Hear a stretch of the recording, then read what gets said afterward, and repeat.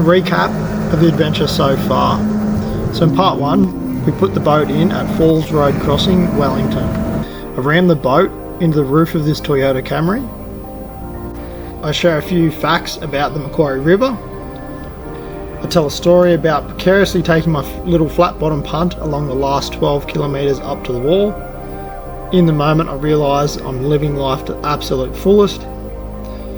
Some facts about Burrendong Dam. We make it to the Spillway and I almost get attacked by a kamikaze bird.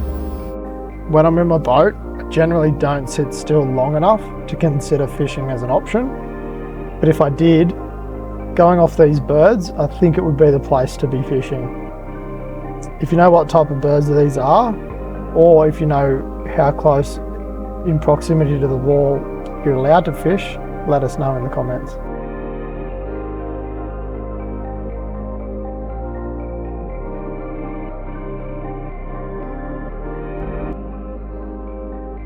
Before I pull up, I just get a quick selfie with the wall to prove that I was here.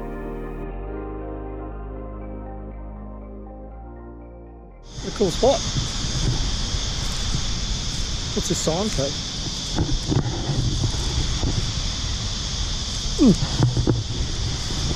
It's good, doesn't say no boats.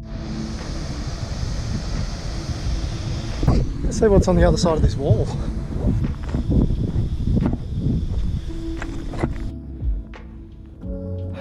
It's a big ball.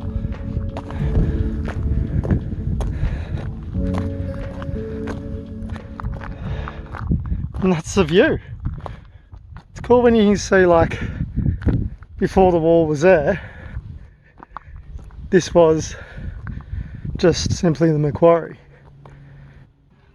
But they put a wall in and everything changes.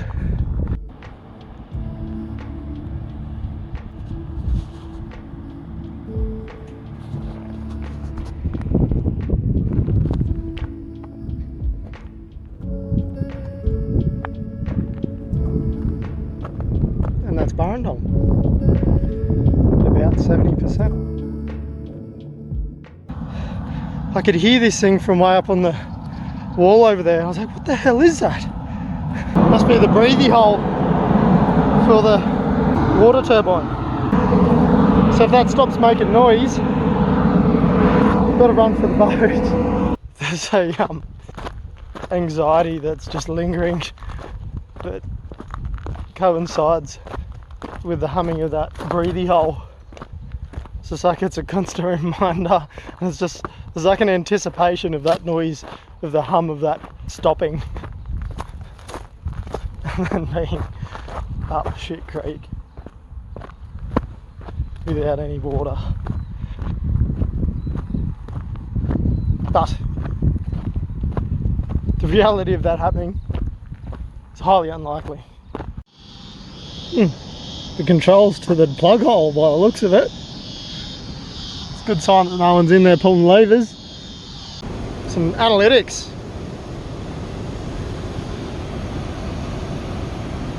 Wow, they're called a jet valve.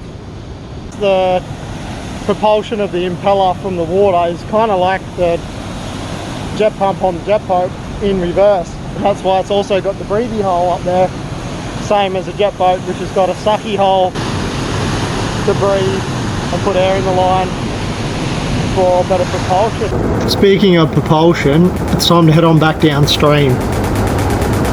The tempo changes when heading back downstream. We've got a few more kilometres of speed with the flow of current, and the adrenaline normally comes on a bit harder as a result.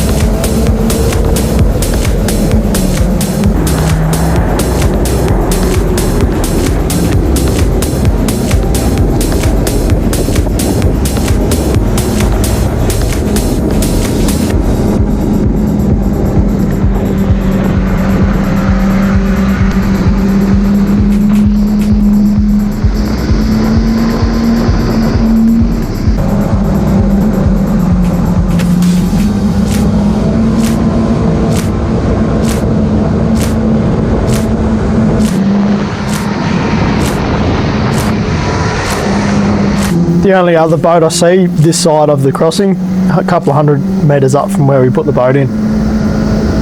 That's 31 k's back from the wall, so in total we've done 62 k's. Still got plenty of fuel to get down to Wellington and back, and plenty of time.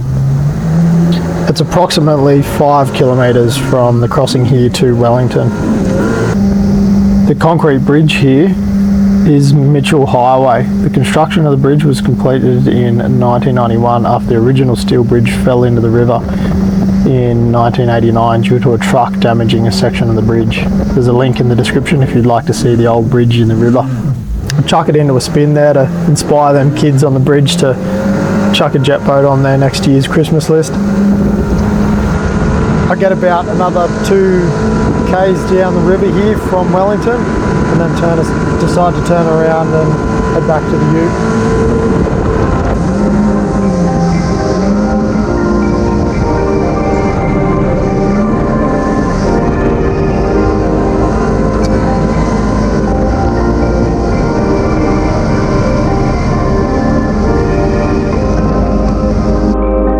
Come on in Wellington, so for the total amount of k's we did was 77, and we used all 40 litres without touching the 10 litres in reserve. Thanks for joining me on this adventure on the Macquarie River. You already know the best way to see some juicy adventures that'll get you wondering how you got wet through a screen, so click the buttons so I can continue to click yours.